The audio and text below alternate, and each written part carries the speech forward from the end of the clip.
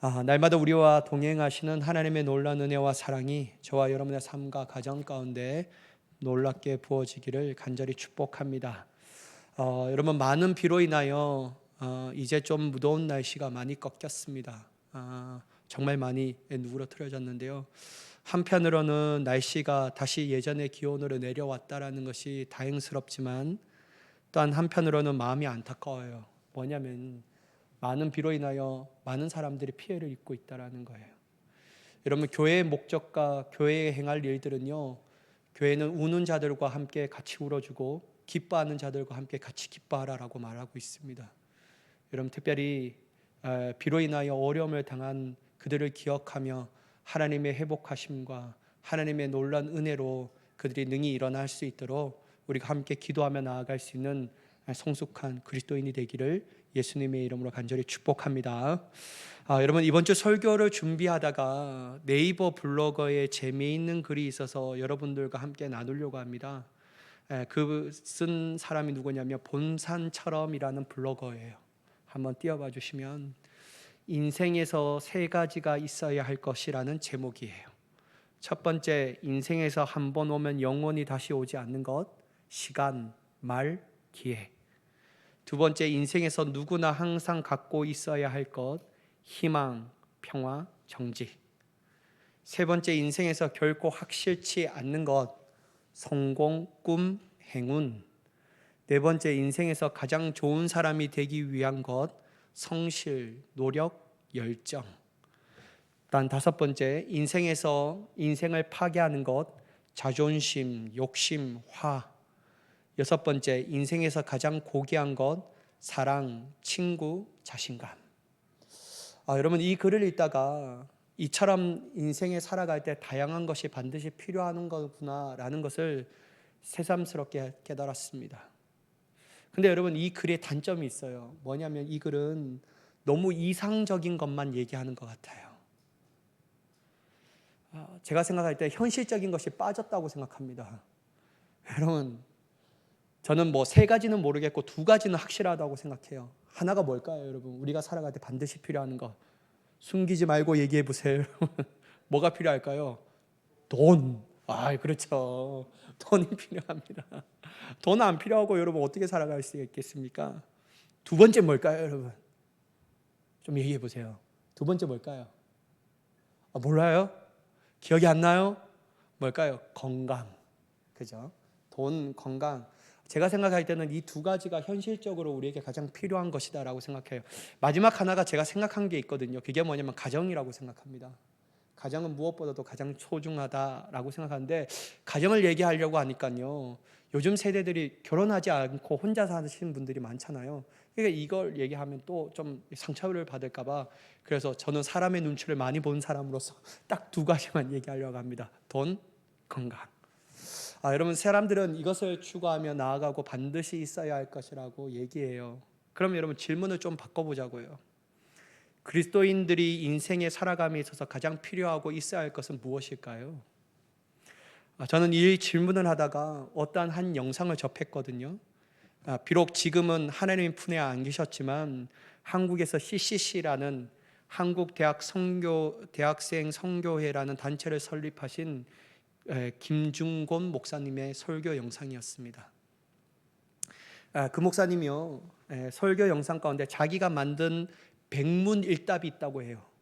내가 이걸 만들었으니까 내가 어떠한 질문을 하든지 당신들은 한 가지 정답만 얘기하면 됩니다 라고 얘기해요. 그 정답을 가르쳐줬는데 뭐라고 얘기하냐면요, 바로 예수 그리스도라고 얘기해요. 그래서 이 영상에 보면 이렇게 물어요. 진리가 무엇입니까? 그러면 성도들이, 대학생들이 일어나서 뭐라고 얘기하면 예수 그리스도. 진짜 생명은 무엇입니까? 예수 그리스도. 우리가 가야 할 길은 무엇입니까? 예수 그리스도. 어둠의 빛은 무엇입니까? 예수 그리스도. 아이들에게 먼저 가르쳐야 할 길은 무엇입니까? 예수 그리스도. 역사의 주권자는 누구이십니까? 예수 그리스도. 막 이런 질문이 계속 하셔요. 근데 여러분, 그 대학생이 일어나서 큰 소리를 외친대요. 예수 그리스도 막 이렇게 하는데요, 그걸 보고 있으니까요 마음이 막 울컥하는 거예요. 너무 감동이 되는 거예요. 그러면서 제 마음 가운데 속으로 드는 생각이 뭐냐면요, 맞아, 그리스도인들에게 있어서 그 어떤 것보다도 더 있어야 할 것, 그 어떤 것보다도 더 필요하신 분, 그 어떤 것보다도 가장 존귀하신 분은 예수 그리스도시지, 내가 너무 이거를 잊고 살았던 것 같다 라는 생각이 막 마음에 드니까요, 막 눈물이 나더라고요. 사랑하는 여러분, 그리스도인이 된 여러분들에게 있어서도 예수님이 이러한 분이셔요. 여러분들의 인생에 가장 중요한 것은 무엇입니까? 예수 그리스도라고 일어나서 외칠 용기와 확신과 담대함이 계십니까? 그 어떤 것보다도 가장 중요하고 심지어 여러분의 삶의 전부라고 말할 수 있는 분이 예수 그리스도가 되십니까? 여러분, 우리는 이 질문에 대하여 정확하게 그것도 확신을 가지고 답을 내려야 합니다. 그리고 일어나서 우리도 그 대학생들과 같이 담대하게 외쳐야 돼요.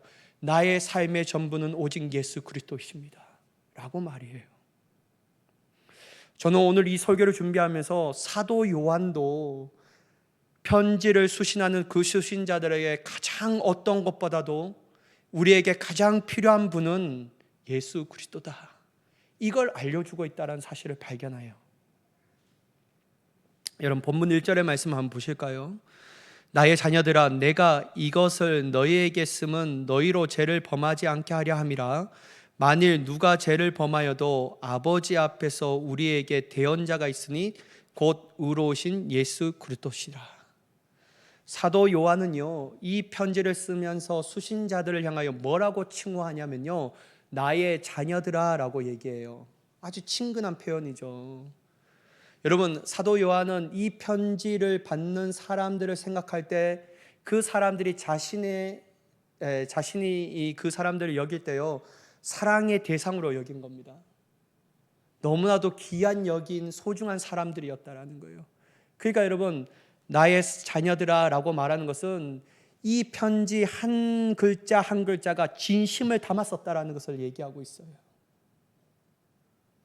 그리고 나서 이 사도 요한이요, 그들에게 자신이 왜 이 편지를 썼는지 그 쓴 목적에 대하여 얘기합니다. 1절의 후반부의 말씀을 보면 사도 요한이 이렇게 얘기해요. 내가 이것을 너희에게 쓰면 너희로 죄를 범하지 않게 하려 함이라. 분명한 목적이에요.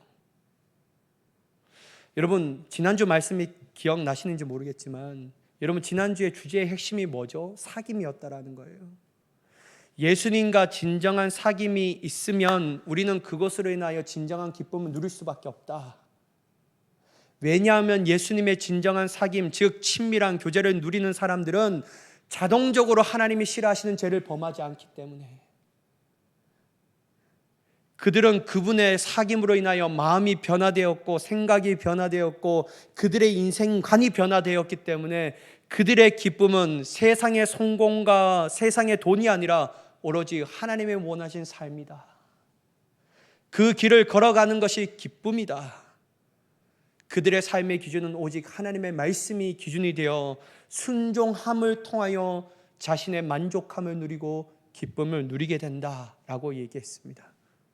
여러분, 이러한 친밀한 사귐과 교제를 가지는 사람들이요, 당연히 하나님과 가까워지니까 멀어지는 것이 어떤 것일까요? 죄, 세상과 멀어지는 거예요. 하나님의 거룩하심을 닮아가기 때문에 더욱더 그 거룩하심으로 더 가까이 나아갈 수밖에 없는 거죠. 여러분, 이러한 삶을 사는데 어떻게 안 기쁠 수가 있냐라는 거예요. 저는 제 인생을 보면요, 세상에 내가 어떤 것을 가질 때보다 주님의 말씀에 순종할 때 훨씬 더 기쁘더라고요. 진짜예요, 여러분. 왜냐하면 누가 저에게 얼마를 주면 그 돈은요, 쓰면 쓸수록 상대적 박탈감이 막 일어나요. 와, 내가 이 돈을 처음 받을 때는 기쁜데 쓰면 이게 허탈해 주는구나. 이 돈도 영원한 기쁨이 될 수 없구나. 이게 막 느껴져요. 근데 하나님의 말씀에 순종하잖아요. 너무 기뻐요.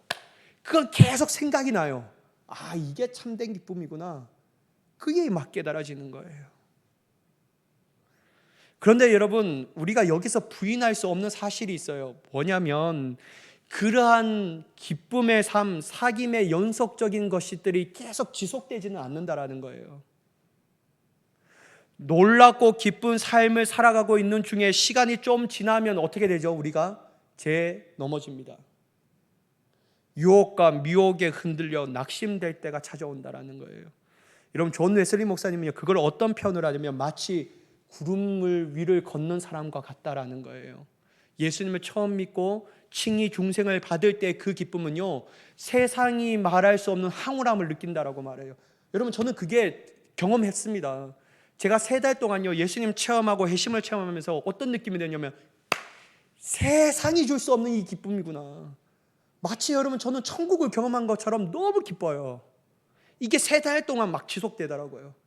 근데 여러분, 3달이 딱 지났는데요, 갑자기 죄가 몰려오는데, 예전에는 이 3달 안에는 그 죄를 쳐다보지도 않고 바라보지도 않고 하고 싶은 욕구도 일어나지 않는데 딱 그때 죄가 몰려오는데요, 막 짓게 돼요. 그러면서 느꼈던 마음이, 야, 나라는 존재가 이런 존재이구나. 하나님이 얼마나 싫어하실까. 그러면서 막 존재적 절망이 막 일어나요. 막 낙심이 되는 거예요.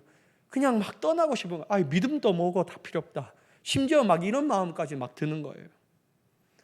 근데 여러분, 왜 우리가 그러한 삶이 계속 지속되지 못하고 왜 어렵고 낙심되며 넘어질 때가 있습니까? 왜냐하면 여러분, 우리는 육체의 연약함을 가지고 있기 때문이에요. 여러분, 육체의 연약함은 어떤 것을 의미하냐면 한계를 가지고 있다라고 얘기할 수 있습니다. 이 연약하고 한계를 가진 육체를 입고 있는 한 죄 많은 이 세상에서 살아가는 것은 절대로 만만치 않아요. 여전히 믿는 우리를 넘어뜨리려고 수많은 유혹과 미혹이 계속해서 우리에게 다가오고 우리를 뒤흔들려고 한다라는 거예요. 좀 이겨내면 이제는 안 올 것 같지만 여전히 우리에게 다가와요. 그래서 널 넘어뜨리려고 해요. 그래서 넘어지면 낙심되고 어려워지고 믿음조차도 버려버리고 싶고.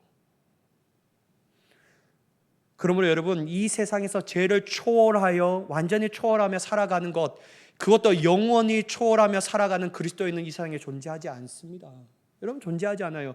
누구만 딱 존재하죠? 예수 그리스도. 예수 그리스도만이 죄를 초월하며 이 세상에 살아가셨다라는 거예요. 여러분, 이분이니까 조금 시간이 널려니까 제가요, 이 예화를 듣는데 몇 번 얘기한 적이 있어요. 예화를 듣는데 너무 웃음이 나는 거예요. 여러분, 예전에 중세 때는요, 사막에 초대 교부들이 있었어요. 사막 가운데 들어가서 수도하는 교부들이 있었거든요. 여러분, 한날에 그 모든 사람들의 충성받고 모든 사람에게 존경을 받는 수도사가 있었어요. 근데 여러분, 이 마귀가요, 이 수도사를 넘어뜨리고 싶은 거예요. 어떠한 죄를 막 미혹을 줘도 안 넘어가요. 근데요, 마귀가 탁 와갖고요, 그 수도사에게 속삭였대요. 그러니까 이 수도사가 발끈해서 막 하는 거예요. 뭐라고인지 아세요? 야, 네 친구가 위대한 리더자가 됐대. 그 친구가 말이야, 막 이렇게 하는 거예요. 왜냐면 내보다 못하고 내보다 인격도 못하는 그 친구가 그 위대한 교부가 되었다고 말도 안 돼 막 하면서 화를 냈다는 거예요. 그러니까 여러분, 이 주는 예화가 뭐냐면 인간은 완벽하지 않습니다. 절대로 영원한 지속된 은혜로운 삶을 사는 것이 아니에요. 반드시 넘어져요. 여러분, 우리는 성경만 보더라도요, 이러한 인물을 쉽게 찾아볼 수 있거든요. 다윗이 먼저 그러한 인물이었습니다. 여러분, 성경은 다윗을 말할 때 어떠한 자라고 얘기합니까? 빨리 얘기해 보세요, 여러분. 이거 성경 퀴즈니까. 이걸 모르면 여러분, 우리가 가진 게 모든 게 헛됨이고 헛됩니다. 여러분, 성경은 다윗을 향하여 하나님이 뭐라고 얘기하시죠? 그렇죠. 합한 자라고 말합니다. 합하다라는 것은 어떤 의미일까요? 일치되다라는 거예요. 일치되다라는 거예요. 하나님의 마음이 다윗의 마음이었고 다윗의 마음이 곧 하나님의 마음이었어요. 이신전심. 아주 이러한 마음을 가진 자라고 얘기하고 있어요. 그런데 여러분, 이 합한 자가요, 세상 사람도 짓지 않은 끔찍한 죄를 2번이나 저지릅니다. 그게 뭘까요? 우리아 안에 밧세바라는 여인을 간음해요. 왕이라는 권력을 가지고 말이에요. 그리고 2번째 뭐냐면요, 이게 끝이지 않아요. 자신이 지었던 간음의 죄를 무마하기 위해서 밧세바 이 남편이 우리아를요 의도적으로 전쟁에서 죽게 만들어요. 얼마나 못된 사람입니까? 근데 여러분, 성경은 그를 보고 뭐라고 얘기한다고요? 마음이 합한 자. 마음이 합한 자도요 넘어질 수 있습니다. 마음이 합한 자도요 무악한 죄인으로 전락할 수 있는 거예요. 근데 여러분, 사도 바울이요 요죄만 범한 게 아니에요. 또 죄를 져요. 어떤 죄입니까? 얘기해 보세요, 빨리. 시간이 없어요, 여러분. 오늘 설교가 14장이 나왔어요. 빨리 한번 얘기해 보세요. 어떤 죄입니까? 인구조사입니다. 인구조사. 인구조사를 하는 거예요. 여러분, 왜 인구조사를 하지 말아야 하냐면요, 이 다윗이라는 왕이 잘나서 이스라엘 나라가 부강한 게 아니에요. 누구의 은혜입니까? 하나님의 은혜예요. 근데 여러분, 다윗은 인구조사를 함을 통하여 자신의 업적을 부각시키고 싶었다라는 거예요. 하나님의 은혜를 망각하고 말이에요. 그러니까 인구조사를 하면 안 되는 것이었어요. 물론 여러분, 인간적인 관점을 보면 국가를 체계적으로 잘 관리하기 위해서는 인구조사를 해야만 합니다. 그러나 여러분, 하나님의 관점은 그게 아니었다라는 거예요. 근데 다윗이 그걸 해요. 역대상 21장 1절의 말씀인데요, 한번 보실까요? 사탄이 일어나 이스라엘을 대적하고 다윗을 충동하여 이스라엘을 계수하게 하니라. 제가 앞에 말씀드렸죠. 그리스도인이 세상을 살아가는 것이 만만치 않은데, 왜냐하면 유혹이 몰려온다고. 여전히 공중의 권세 잡은 자가 사탄이기 때문에요, 사탄이 다윗에게 와갖고 충동하도록 계속 유혹하는 거예요. 계수하도록. 결국 여러분, 다윗이 이게 넘어가서 계수하게 돼버립니다. 근데 여러분, 다윗이 했던 이 인구조사의 일을 하나님이 악하게 여기신 거예요. 그리고 이스라엘을 치셨습니다. 이때 여러분, 다윗이 다음과 같이 고백해요. 역대상 21장 8절의 말씀인데요, 한번 같이 읽어보도록 하겠습니다. 시작. 다윗이 하나님께 아뢰되 내가 이 일을 행함으로 큰 죄를 범하였나이다. 이제 간구함나니 종의 죄를 용서하여 주옵소서.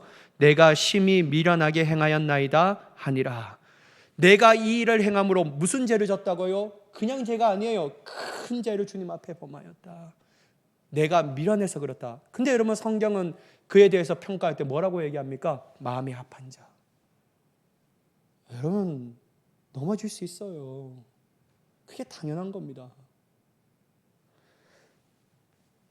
또한 여러분, 사도 바울도 마찬가지예요. 부활하신 예수님을 만나 자신의 삶이 놀랍게 변화되었잖아요. 그리고 하나님께서 자신에게 맡겨진 사명을 잘 감당해요. 어떤 사명입니까? 이방 나라에 가서 복음을 전하라는 이방인의 사도로 사도 바울의 이 사명을 맡겨주셨다라는 거예요. 진짜 충실하게 사역을 감당하거든요. 그러던 날 1차 전도 여행이 끝나요.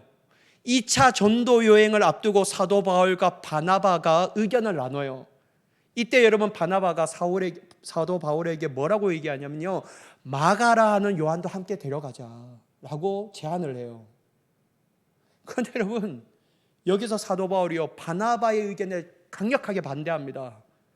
그가 반대한 이유를 보면요, 인간적으로 이해가 돼요. 왜 그렇게 했죠? 사도 바울이요, 바나바가 데리고 가려고 했던 마가라는 사람은요, 이 요한이었는데 밤빌리아에서 자기들과 함께 사역을 하지 않고 떠나간 거예요.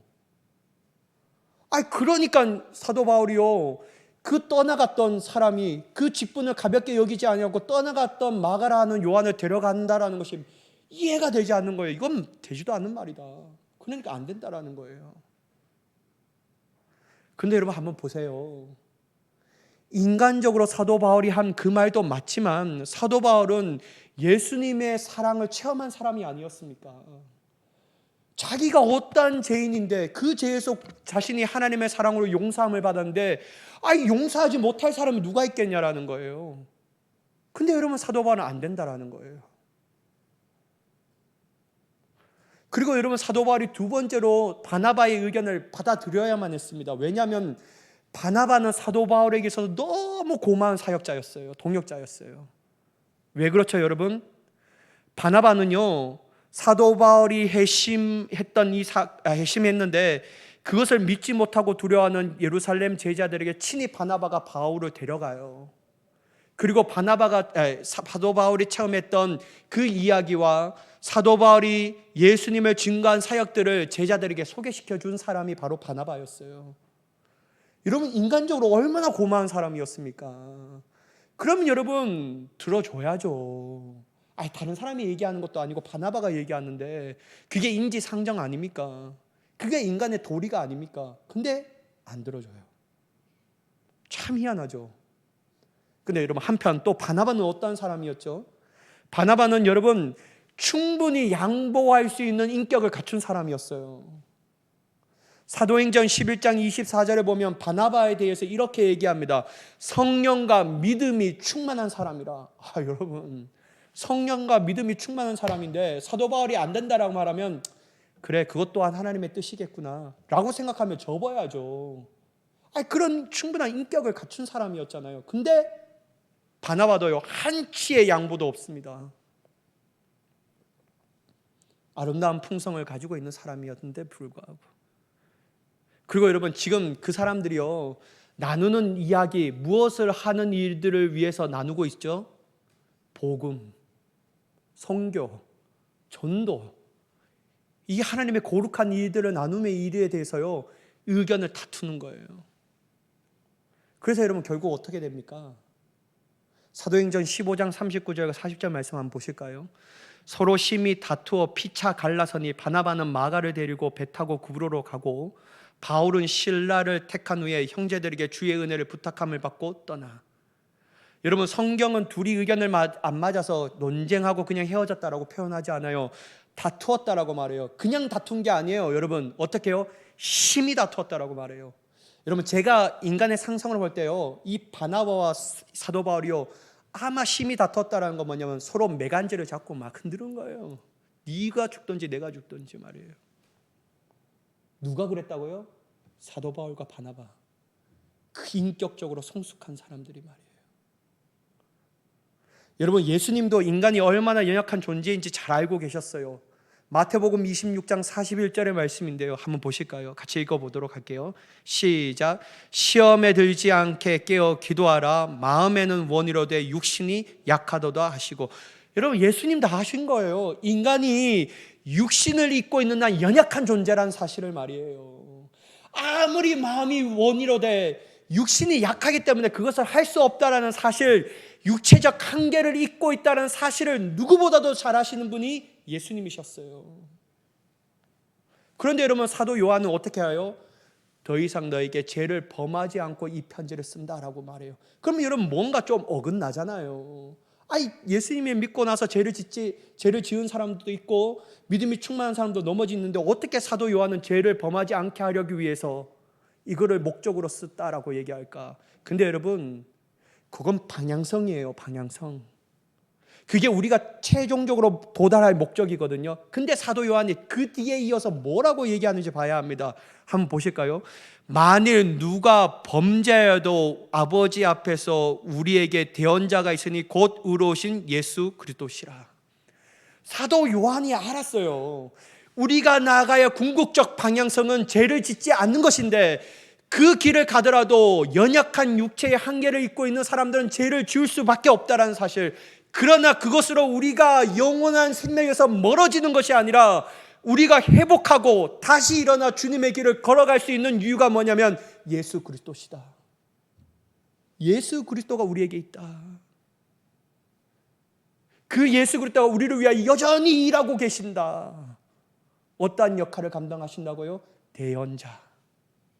여러분, 이 대언자를 다른 말로 말하면 변호자라고 할 수 있습니다. 주님이 우리의 변호자가 되신다는 거예요. 어떤 분에게?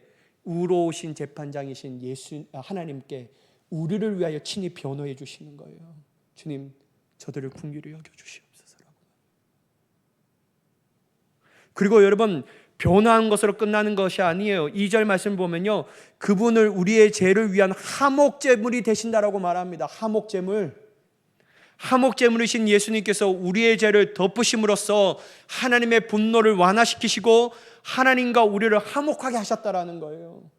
이 예수님이 죄를 짓고 방황하는 우리에게도 여전히 계신다라는 거예요. 사랑하는 여러분, 예수님의 이러한 사역은요, 여전히 지금도 앞으로도 영원토록 우리를 위하여 그렇게 하신 줄 믿으시기 바랍니다. 그러므로 여러분, 우리가 죄를 지었든지 그렇지 않든지 그건 상관없어요. 늘 예수님은 우리에게 절대적으로 필요하신 분이셔요. 예수님 빼고 그리스도인을 논할 수 없다라는 겁니다. 예수 믿고 놀라운 은혜를 받아 변화된 삶을 살다가도 다시 죄를 지었음에도 불구하고 낙심하지 말고 믿음을 저버리지 말고 주님 곁을 떠나지 말고 여전히 우리를 향하신 변화없으신 예수님 앞에 더욱더 가까이 나아가야 할 줄 믿습니다.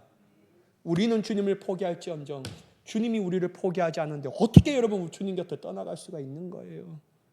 말도 되지 않는 말입니다. 나는 안 된 인간이라고요? 그런 말 없습니다, 여러분. 주님은요, 여전히 그를 향하여 역사하고 계십니다. 그래서 여러분, 우리는 다시 일어날 수 있는 거예요. 다시 여러분, 우리는 회복할 수 있는 소망을 가질 수 있게 된 줄 믿습니다. 여러분, 한번 보실까요? 지난주 자세히 보지 못하였지만요, 예수님의 보혈의 은혜는 지금도 우리 안에 역사하고 계시다라는 거예요. 사도 요한은 요한일서 1장 7절에 이렇게 말씀하십니다. 한번 같이 읽어볼게요. 시작. 그가 빛 가운데 계신 것 같이 우리도 빛 가운데 행하면 우리가 서로 사귐이 있고 그 아들 예수의 피가 우리의 어떤 죄에서요? 모든 죄에서 깨끗하게 하실 것이라는 거예요. 우리의 일부의 죄만 깨끗하게 하는 것이 아니라 모든 죄에서 깨끗하게 하실 것이라고 분명하게 말씀하고 있어요. 그리고 여러분 요한일서 1장 9절도 한번 보실까요? 제가 봉독하겠습니다. 만일 우리가 우리의 죄를 자백하면 그는 미쁘시고 의로우사 우리의 죄를 사하시며 우리를 어떤 불의에서 깨끗하게 하신다고요? 모든 죄에서 말이에요. 그런데 여러분 죄 조금 지었다고 해서 하나님 떠날 수 있습니까?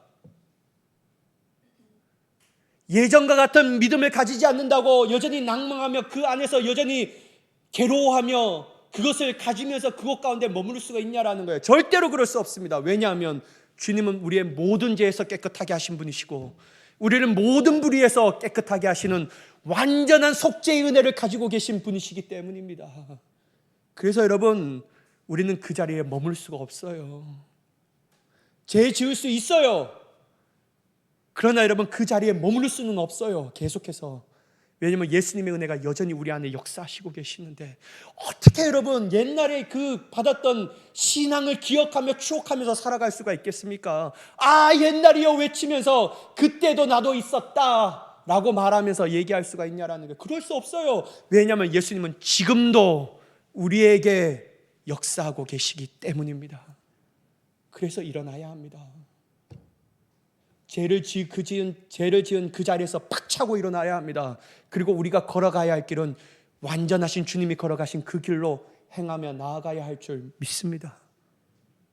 여러분 이게 안 하기 때문에 문제예요.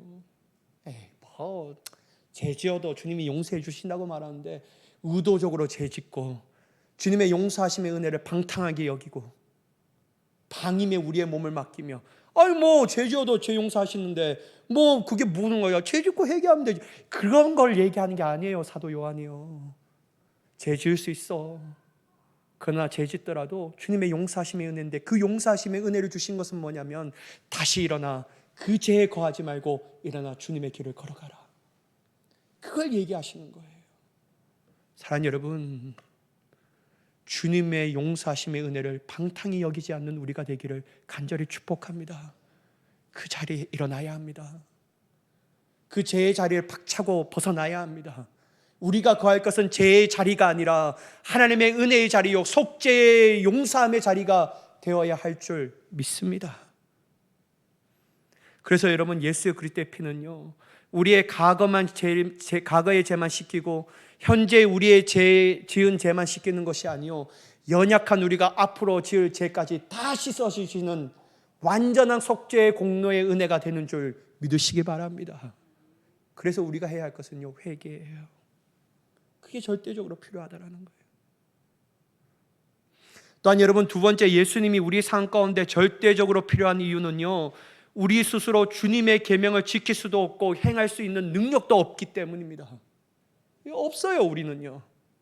여러분 사도 요한은 본문 3절에 이렇게 얘기하셔요. 우리가 그의 계명을 지키면 이로써 우리가 그를 아는 줄로 알 것이요. 여러분 사도 요한은 우리가 그의 계명을 지키면 우리가 누구를 안다고요? 예수님을 안다라고 말해요. 여러분 반대로 얘기해 보자고요. 우리가 예수님을 알 때 비로소 주의 계명을 지키지 않습니까? 여러분 또 더 나아가 사도 요한은 4절에 이렇게 말해요. 그를 아노라 하고 그의 계명을 지키지 아니하는 자는 뭐 하는 자라고요? 거짓말하는 자라. 또한 뭐가 없다고요? 진리가 없다. 사도 요한은 분명하게 말씀하십니다. 만약 어떤 그리스도인이 내가 그리스도를 안다, 나 하나님에 대해서 잘 알아, 나 예수님은 누구보다도 잘 배웠어 라고 하는 사람이 여전히 주님의 말씀을 행하지 않는다면 그는 거짓말쟁이다. 그는 진리 안에 있는 자가 아니다 라고 얘기하는 거예요. 반대로 얘기하면 여러분, 주님을 알고 진리가 그 안에 머무를 때 그것을 행할 수 있는 능력이 있다라는 거예요. 여러분 5절과 6절 한번 보실까요?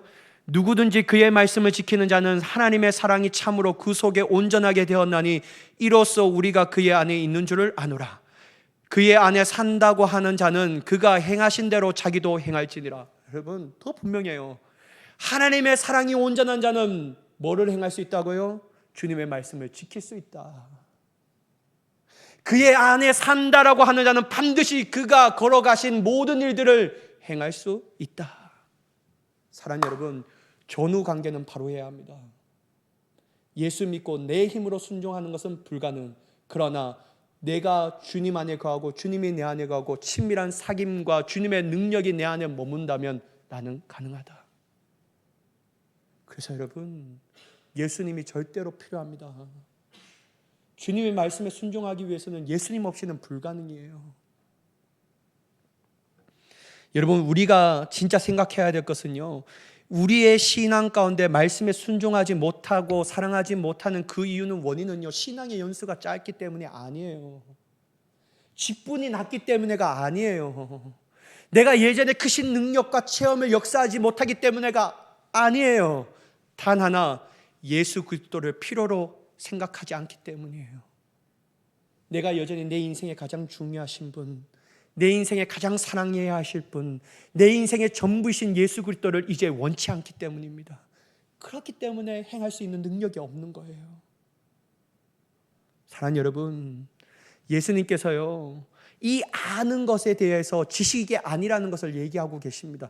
여러분 요한복음 17장 3절, 예수님께서 영생에 대하여 정의하신 말씀인데요, 여러분 이건 반드시 여러분 그리스도인이라면 암송해야 할 구절입니다. 이거 여러분 반드시 암송해야 합니다. 여러분 한번 3절 같이 읽어볼까요? 시작. 영생은 곧 유일하신 참 하나님과 그네 보내신 자 예수 그리스도를 아는 것이니이다. 여러분 여기서 안다라는 단어가요, 오늘 본문에 나오는 안다라는 단어와 똑같아요. 헬라어는 어떤 단어를 쓰냐면요, 기노스코라는 단어를 써요. 예수님이 영생에는 이러한 것이다, 이걸 아는 것이다 라고 말하는 것과 사도 요한이 안다라는 단어랑 똑같아요. 그러면 여러분 이 안다라는 단어의 의미는요, 공부에서 지식적으로 쌓여지는 지식이 아니라는 거예요. 이 안다라는 것은 친밀한 사귐입니다. 여러분 착각하지 말아야 합니다. 이 공부에서 얻어지는 지식이 아니에요. 성경 공부하고 제자 훈련을 통해서 얻어지는 지식이 지적인 수준이 아니라 이거는요, 주님과 친밀한 사귐을 통하여 아는 거예요. 여러분 이 단어가요, 히브리어도 어떤 단어가 있냐면 야다라는 단어가 있어요. 저는 이 야다를 단어를 듣고요 깜짝 놀랐어요. 야다가 주님을 안다라는 거거든요. 이 야다의 단어의 원래 뜻이 뭐냐면 부부가 침실에서 침대 위에서 서로를 아는 것처럼 안다라는 거예요. 여러분 부부가 침대에 아는 거는요, 그건 여러분 정말 이게 뭐냐면 성적인 관계를 의미하거든요. 그만큼 안다라는 거예요. 아주 모든 것들을 아는 것처럼. 여러분 하나님과 우리가 안다라는 것은 어떤 것보다 진짜 모르는 것이 없이 주님이 친밀하게 아는 것을 의미합니다. 여러분 이 아는 사람이요, 순종할 능력이 없다고요? 그거 거짓말입니다. 주님을 알면요, 우리는 행할 수 있는 능력이 우리 안에 주님께서 부어주시고 행할 수 있는 능력이 넘쳐나게 되는 줄 믿습니다. 여러분 빌립보서 4장 13절 이렇게 얘기해요. 한번 읽어볼까요? 시작. 내게 능력 주시는 자 안에서 내가 모든 것을 할 수 있느니라. 여러분 전후관계는 반드시 따져야죠. 내가 모든 것을 할 수 있는 원인이 뭡니까? 내게 능력 주시는 자 안에 있기 때문이에요. 주님이 능력을 주시기 때문에, 내가 그 안에 거하기 때문에 내가 모든 것을 할 수 있는 거예요. 내 스스로 하는 것이 아니고 말이에요. 또한 여러분 고린도후서 12장 9절 한번 보세요. 제가 한번 부를게요. 나에게 이르시기를 내 은혜가 내게 족하도다. 이는 내 능력이 약한 데서 온전하여 짐이라 하신지라. 그러므로 도리어 크게 기뻐함으로 나의 여러 연약한 것들에 대하여 자랑하리니 이는 그리스도의 능력이 내게 머물게 하려 함이라. 물론 여러분 요 말씀은요, 사도 바울이 자신의 육체의 질병이 가시가 있기 때문에 이걸 고쳐달라고 기도했는데 안 고쳐주셔요. 근데 여러분 예전에는 이것 때문에 너무 힘들었는데 도리어 생각해보니까 이게 그리스도의 능력을 받는, 그리스도의 강함을 받는 도구가 되었구나라는 걸 깨닫고 고백한 거예요. 사랑하는 여러분, 물론 여기에 약한 것은 사도 바울이 고백한 건 육체의 질병이라고 할 수 있습니다. 근데 영적인 의미가 있어요. 이게 뭡니까 여러분? 우리의 겸손함입니다. 하나님 앞에 낮아짐. 내 인생이 주님 앞에 낮아질 때 비로소 주님의 강함이 내게 임하고, 내 인생이 주님 앞에 겸손해질 때 그 행할 능력이 주님으로부터 온다라는 거예요. 사랑하는 여러분, 그래서 사도 바울은 연약함을 자랑합니다. 그걸 도리어 기쁘게 여기는 거예요. 여러분 너무 길었는데 말씀의 결론을 맺도록 하겠습니다. 여러분 여전히 자신이 팔팔 살아서 하루하루 살아갈 때는요, 주님을 원하고 구하고 필요하지 않는 사람들은 말씀대로 살아갈 능력이 없습니다. 진리를 행할 수 있는 사랑도 없어요. 순종이 아니라 그들은 교만으로 불순종의 삶을 살아갑니다. 그러나 예수님이 여전히 그의 삶 가운데 살아있는 자, 예수님이 여전히 절대적으로 필요하다라는 것을 느끼는 자, 예수님 안에 거하고 싶은 자는요, 비록 자신이 약하고 무지한 것을 깨닫지만 주님이 그 모든 말씀을 행할 수 있는 능력을 부어주실 줄 믿습니다. 이러한 저와 여러분의 삶이 되어 주님의 놀라운 능력과 은혜를 행할 수 있는 자가 되시기를 예수님의 이름으로 간절히 축원합니다. 기도하겠습니다. 사랑의 하나님, 주님을 더욱더 알아가기를 원합니다. 날마다 예수님을 절대적으로 필요한 나의 가장 소중하신 분이라고 고백하며 열망할 수 있는 자가 되기를 원합니다. 내 인생의 전부는 예수님밖에 없다. 그것이 우리의 신앙의 고백이 되게 하시고 우리의 삶의 자랑이 되게 하여 주옵소서. 그렇게 행하실 하나님을 간절히 기대하며 예수님의 이름으로 기도드리옵나이다. 아멘.